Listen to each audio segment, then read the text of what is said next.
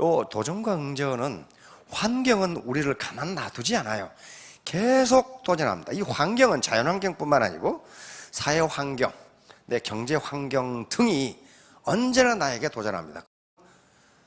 그래서 바로 이 토인비라는 학자는 역사, 문명은 어떻게 발전하느냐, 도전에 대한 응전이라는 거예요. 도전을 회피해버리면 그 문명은 발전하지 않습니다. 마찬가지로 개인이나 가정도 도전을 회피해버리면 그 가정이나 개인은 더 이상 발전하지 못한다는 거예요. 자, 개인, 기업, 국가가 직면하는 도전. 개인이 직면하는 도전은 엄청나게 많아요. 시험에 낙방한다든가, 승진에 떨어진다든가, 실현당한다든가, 파산한다든가, 가정 파탄이 온다든가. 이게 나에게 도전해 오는 거예요. 그러면 나는 여기에 어떻게 리스판스, 응전할 것이냐 하는 게 문제예요. 기업도 마찬가지입니다. 시장 점유율이 감소한다든가, 판매 부진한다든가 등등, 또는 도산한다든가. 이게 국가도 마찬가지예요. 국가도 이런 가뭄이나 전쟁이나 홍수나 이거요, 우리가 엄청나게 겪었어요. 그런데 우리는 그걸 극복하고 지금 세계 13위의 경제 대국이 됐어요. 그건 어떻게 그랬을까요? 우리가 리스판스, 응전을 한 거예요. 도망가지 않았어요. 응전을 한 거라고. 그래서 토인비는 도전과 응전을 여러 가지로 설명하는데 이집트 문명을 가지고 설명합니다. 자, 요 이집트 문명, 요것이 생겨나기 전에 오른쪽에 지금 이디오피아나 이런데 이 사막들이 있어요.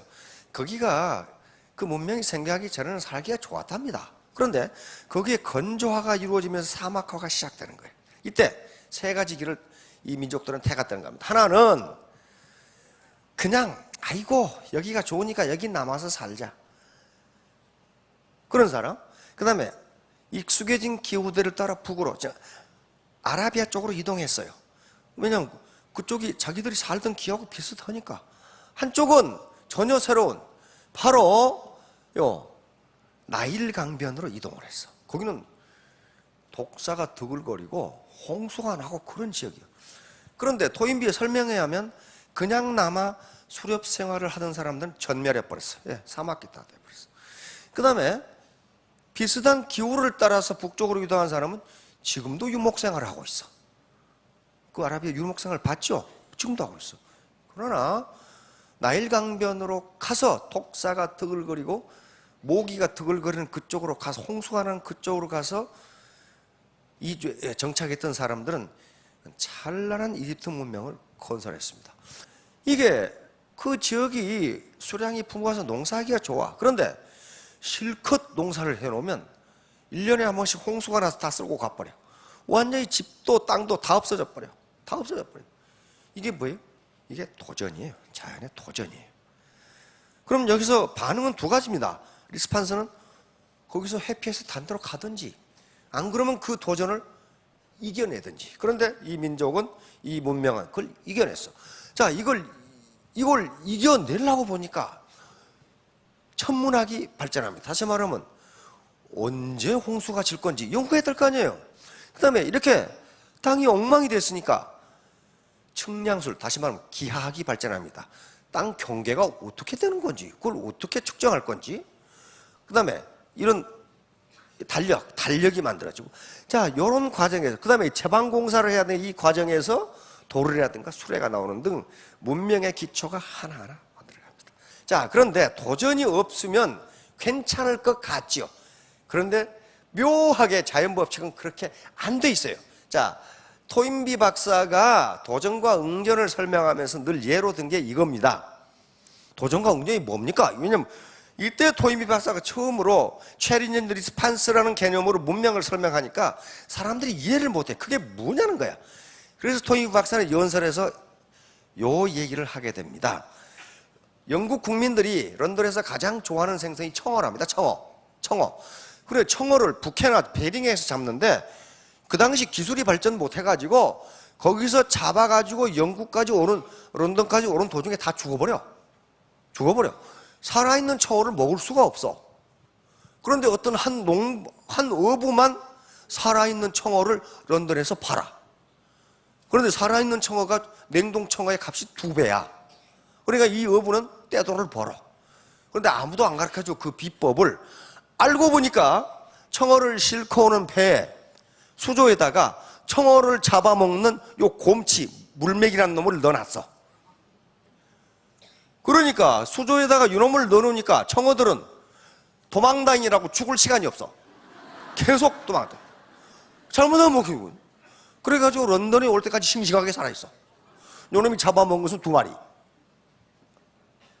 요걸 토니 박사가 예를 든 거예요. 이와 같이 도전이 있으면 거기에 응전하기 위한 생명력이 나온다는 거예요. 그렇지 않으면 다 죽어. 그냥 죽어. 요게 도도새의 법칙이란 말 들어보신 분 계시죠? 도도새라는 게 이쪽에 아프리카입니다. 이게 마다가스카르 섬이고 모리셔스라는 아주 기가 막히게 좋은 환경. 이게 관광지로서 유명하지만 모리셔스 섬이 여기에만 이 도도새가 있었어요. 도도새. 그런데 환경이 워낙 좋아. 그리고 여기에 도도새에 천적이 없어. 그러니까 천적이 없으니까 천적이 쫓아올 이유가 없으니까 날아야 할 이유가 없어. 그러니까 여기 보시면 날개가 퇴화해 버렸어. 거기다가 워낙 잘 먹고 사시는 바람에 몸뚱이는 커. 몸뚱이는 커. 그리고 자기를 해치는 사람을 본 적이 없어. 그러다가 포르투갈 상인들이 상륙을 했어. 근데 사람이 가면 새가 도망가야 되는데 이 녀석이 멀뚱히 보고 있어 이렇게. 그런다고 날지도 먹어도 도망도 안 가. 왜냐하면 이렇게 생긴 동물을 처음 봤거든 이거. 처음 봤거든.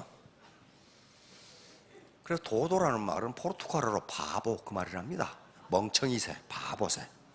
그러니까 이놈의 새가 도망을 안 가고 날지도 못해. 그러니까 사람들이 이걸 막 남획을 해가지고 발견된 지 180년 만에 멸종을 해버립니다. 외부 도전이 없으면 괜찮을 것 같은데 괜찮게 살다가 어느 도전이 생기면 멸종해버린다는 거예요. 멸망해버려요. 캐나다 북부 주에 요 사슴하고 요 이리, 늑대 한 종류죠. 이리하고 같이 살았어요. 그런데 이리가 자꾸 이 사슴을 잡아먹으니까 캐나다 주 정부에서 사슴 개체수를 늘리기 위해서 이리 사냥을 해가지고 이리를 겨울에 몽땅 때려 잡아버렸어. 사슴을 많이 늘으라고. 그래서 이렇게 하고 보니까 사슴 개체수가 어떻게 됩니까? 늘어나는데 일정 정도 늘어나다가 전부 아파서 죽어. 전부 아파서 죽어. 그리고 새끼를 안 낳아. 도전이 없으니까 거기에 사슴이 내가 어떻게 해야 살아남는가. 이리에게 안 잡아먹히려면 어떻게 돼? 빨라야 되고 강해야 돼요. 그리고 자기가 죽더라도 자식을 번식해 놓고 죽어야 돼. 근데 그런 게 없으니까 새끼도 번식 안 되고 전부 죽어. 그래서 지금 캐나다 정부에서 이리 보건 작업을 하고 계신답니다. 이리가 있어야 사슴도 산다는 거예요. 도전이 없으면 좋을 것 같은데 그렇지가 않다는 거예요. 자, 다음 변대요. 제가 시골에 농사 짓고 살 때 잘못해가지고 금비 화학 비료를 뿌렸는데 주인이 뿌렸는데 머슴이 안 뿌린 줄 알고 또 뿌렸어. 그럼 어떻게 됩니까? 벼가 이렇게 열매를 맺지 못해요. 계속 크기만 해요. 이렇게. 너무 환경이 좋으면요 열매를 못 맺어요. 환경이 너무 좋으면, 도전이 없으면요 씨를 맺지 못해요. 지금 특히 중남미에 있었던 마야 문명, 아즈텍 문명, 그리고 잉카 문명, 찬란한 문명을 만들었죠. 이게 오늘 갑자기 15세기 중반에 동시에 멸망해버렸어. 그리고 지금도 학자들은 계속 연구하죠. 아니, 이렇게 거대한 제국, 이렇게 찬란한 문명을 이루었던 제국이 어떻게 이렇게 하루아침에 멸망해버리는가. 그 원인에 대해서 원인이 가지각색으로 나와요. 어떤 학자들은 이게 갑자기 스페인 사람들이 와가지고 천연두를 퍼뜨려가지고 이 굉장히 살기 좋은 환경이었기 때문에 전염병에 대한 면역성이 없어요. 이 사람들이 면역성이 없어요. 천연두가 들어오니까 다 멸종했다. 요 학설이 있고, 그 다음에 옥수수만 먹고 살았는데 옥수수에 영양분이 부족해서 다 죽었다. 그런 것도 있고, 건강학과 소리죠. 그 다음에 환경이 너무 좋으니까 자손을 안 퍼뜨려가지고 다 멸종했다. 이런 설도 있고, 아니면 화산이 폭발해 죽었다. 최근 또 연구 결과를 보니까 가뭄이 오래 계속돼가지고 죽었다. 이 문명이 몰락했다. 이렇게 있더라고. 어느 것이든 전부 다 외부 환경의 도전에 이 사람들이 응전하지 못한 거예요. 이게 뭐냐 하는 연구는 지금도 계속되고 있는데, 결론적으로는 너무 도전을 안 받고 살아서 조그마한 외부 도전이 있자 그대로 몰락. 자, 다음. 영국 BBC 그리고 영국의 복권 대행하는 기관에서 도대체 복권 당첨된 사람들이 어떻게 사는지를 통계적으로 연구를 했습니다.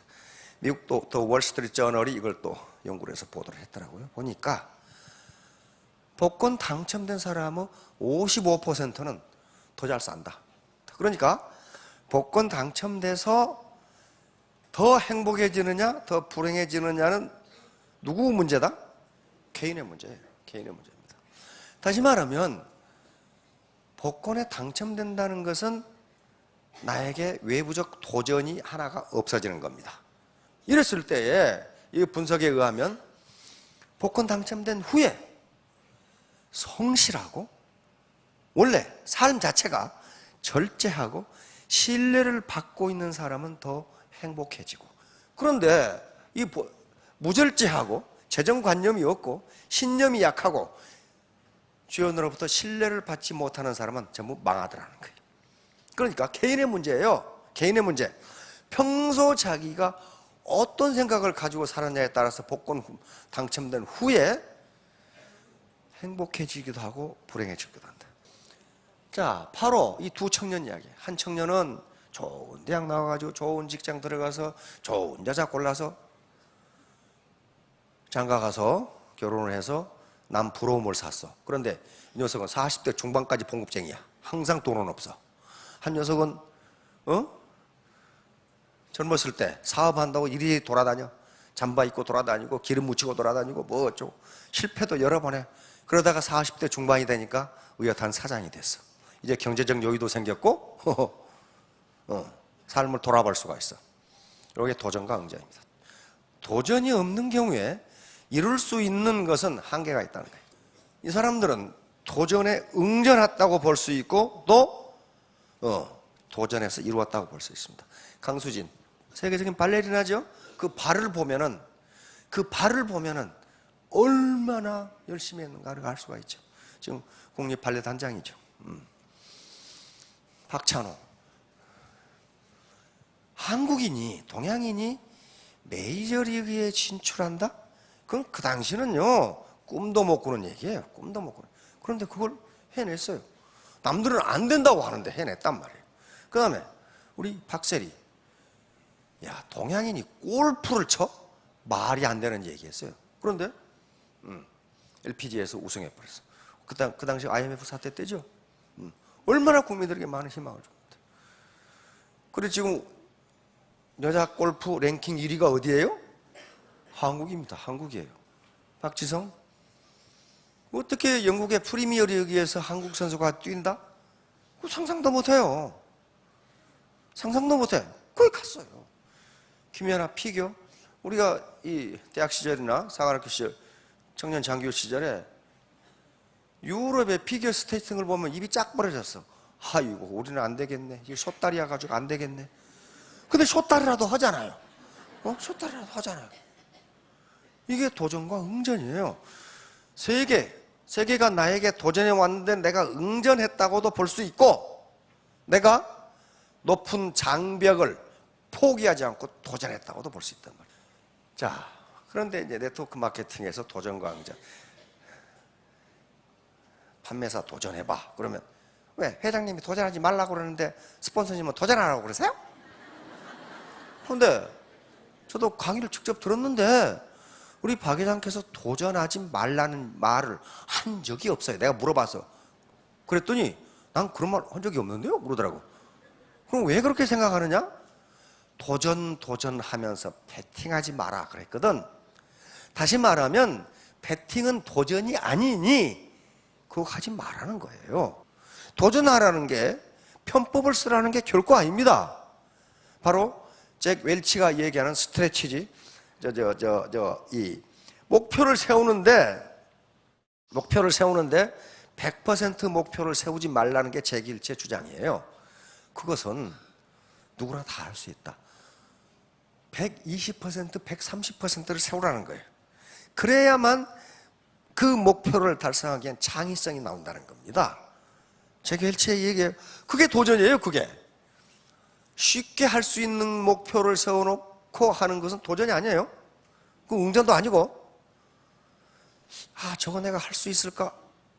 내가 해봐야지. 이게 도전이란 말이에요. 그래서 이게 지금 도전이라는 말이 오염이 되어 있는데 사실은 굉장히 좋은 말입니다. 자, 도전에 대한 반응은 두 가지입니다. 외부 환경이 도전에 오면 스트레스를 받아. 스트레스를 받아. 그래서 두 가지입니다. 스트레스를 받아, 피해를 받아. 그러면 파이트 하든가 투쟁하든가 이걸 어떻게 이겨낼 것인가? 안 그러면 도망, 플라이트 하든가 둘 중에 하나예요. 그런데 외부 환경이 나에게 계속 도전해 옵니다. 이런 날씨뿐만 아니라 가장 우리에게 크게 도전해 온 것은요, 시대의 흐름이에요. 시대의 흐름. 이걸 따라가지를 못해. 자, 이렇게 해서 이게 지금 뭐예요? 도전에 응전하는 겁니다. 파이팅. 청도 가면 요거 하죠? 청도에 사시는 분? 청도 소싸움 있죠? 근데 이렇게 밀다가 요놈이 안 되면 도망가 버려요. 그러면 이게 폐가 됩니다. 져요. 계속 도망가요, 놈은 이제. 마찬가지로 등반, 히말라야에 등반하는 건, 한라산에 등반하는 건 산이 나에게 도전해 오는 거예요. 네가 한라산에 올라갈 수 있어? 반응은 두 가지입니다. 하나는 올라갈 수 있어 하든가, 안 그러면 내가 어떻게 올라가? 내가 어떻게 올라가 하는 분은 실패도 안 해요. 안 해봤거든. 요게 그래서 제가 많은 강의를 하는데 강의의 초점은 하나라고 그랬습니다. 하나. 그것이 뭐라고 그랬냐면 태도라고 그랬어요. 태도, 애티튜드, 태도입니다. 애티튜드. 태도는 여기서 정신 자세를 이야기합니다. 멘탈 애티튜드, 정신 자세. 내가 어떤 정신 자세로 가지고 무슨 일에 임하느냐 하는 거거든요. 이게 전부예요. Attitude is everything. 태도가 전부예요. 그런데 지금까지 제가 인생을 살아온 경험에 의하면 태도 중에 가장 중요한 게 겸손입니다. 겸손이에요. humility. 겸손이에요. 겸손하지 않은 사람은요, 진짜 아무것도 못해. 그럼 겸손이란 게 뭐냐? 여러분, 로버트 기요사키라고 있죠? 그 부자 아빠, 가난한 아빠 쓴 사람이 있어요. 거기에 겸손을 뭐라고 해놨냐면, 겸손은 남의 말을 듣고 배우는 것, 이거 겸손이라고 그랬어요. 겸손하지 않은 사람은 절대로 배우지를 못해요. 오만은 뭐냐? 다 안다고 생각해서 남의 말을 듣지 않는 것. 이거 정의를 이렇게 잘 해놨어. 근데 또 다른 성공학자가 똑같이 정의를 해놨어요. 겸손은 다른 사람의 말을 듣고 배우는 것.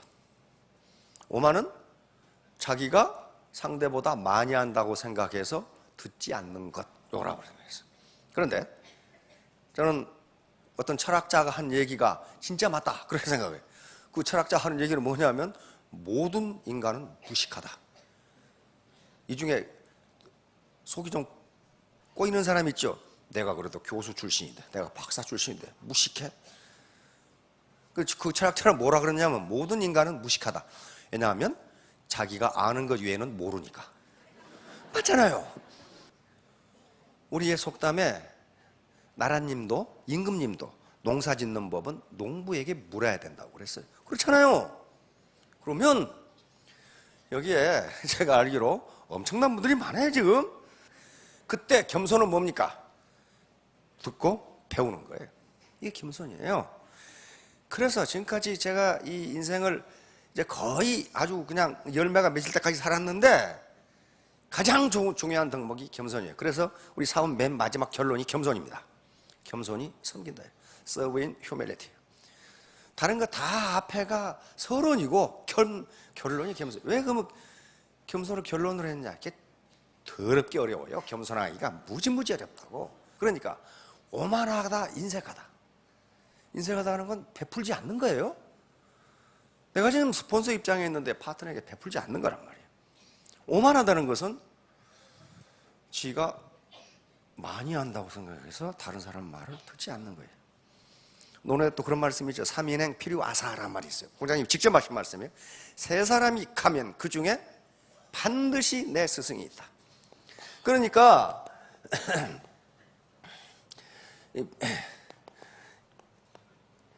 세 사람이 가면 내 스승이 있을 수도 있다가 아니에요.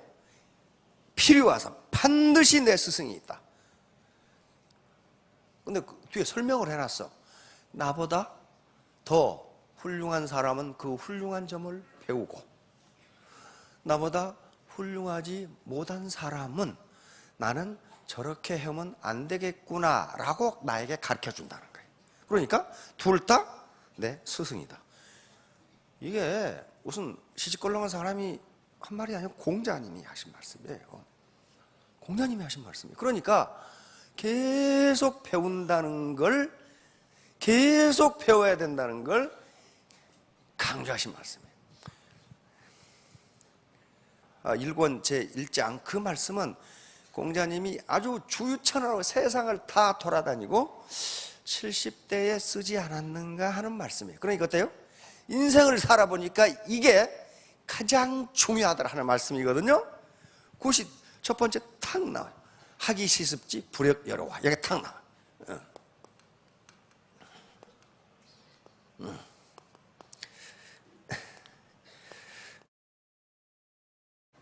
하기 시습지 불역 여로. 배우고 때에 맞춰 익히면 또한 기쁘지 아니한가. 배우는 게 70, 그 당시 공자 나이 70이면요 천문지리 모든 걸 다 알았어. 역사, 시문까지 다 아는 시는. 그럼에도 불구하고 하기 시습지 불역 여로와 그랬단 말이에요. 불역 여로와 배우고 또한 때에 맞추어 익히니 또한 기쁘지 아니한가. 배움을 기쁨으로 여기시면 그게 성공의 길입니다. 우리 소설가 이회수 선생님 있죠? 야, 그냥 말은 그 쉬운 말을 그렇게 아주 맛깔스럽게 쓰는지 그냥 보니 용어 정의를 해놨더라고. 누군가가 이회수 선생님한테 나쁜 놈이 뭡니까? 그렇게 나쁜 놈이 뭡니까? 이회수 선생님이 아주 정답을 말씀하셨어. 나쁜 놈은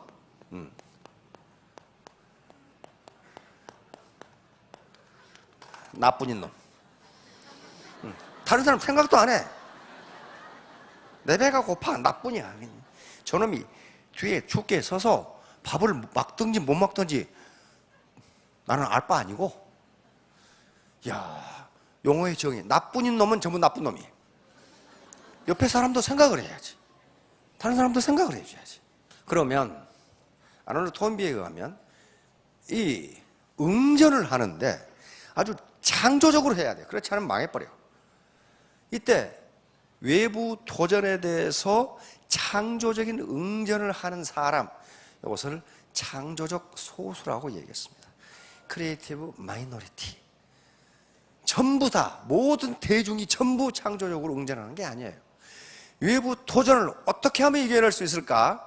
라고 생각하는 그 방법을 창안해내는 창조적 소수가 있다. 이게 역사를 끌고 간다. 한 가정에도 창조적 소수가 있으면 그 가정은 경제적으로 괜찮습니다. 한 기업도 창조적 소수가 있으면 외부 도전에 이겨낼 수가 있어요. 그러나 창조적 소수가 없는 문명이나 국가나 조직이나 가정은 쇠락하다가 망한다. 이게 토인비의 문명사관이에요. 쇠락하다가 망한다. 그러면 가정은 누가 창조적 소수가 돼야 돼요? 내가 돼야 돼, 내가. 남편이건 부인이건 자기가 창조적 소수가 안 되면요, 우리 가정을 건져줄 사람이 없어요. 누가 해주겠어? 누가? 안 한다고요. 지금 우리 사회적으로 흑수저, 금수저 논의가 아주 활발하게. 대부분 흑수저야.